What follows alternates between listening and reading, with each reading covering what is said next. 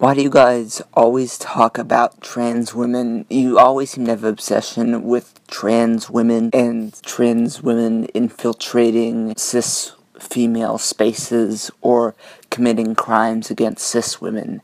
Why is it that you rarely talk about trans men? Why do you call people like Blair White and Theron Meyer male pronouns, or people like Ernald Johnson or York female pronouns, when it would be just so much more convenient to call them by the pronouns of the gender that they're transitioning to? You do realize that you look ridiculous when you intentionally misgender them. You guys insist that it's sexist to point out any difference between the male and the female brains, despite the overwhelming amount of evidence suggesting that men and women have different brains when it comes to sexually dimorphic areas of the brains, like the BSTC or the hypothalamus, both when it comes to cisgender people and transgender people.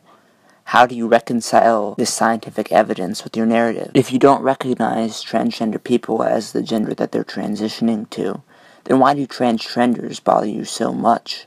When one of the main reasons that many transgender people disagree with them is that they delegitimize transgender people. Wouldn't transgenders simply not bother you, especially considering that they agree with you that gender is simply a social construct? These final questions are addressed specifically at Magdalen Berns, specifically in regards to your dispute with my good online friend Prince of Queens, but also regards to your disputes with other people like Theron Meyer and Earl Johnson. Why do you take them out of context so much?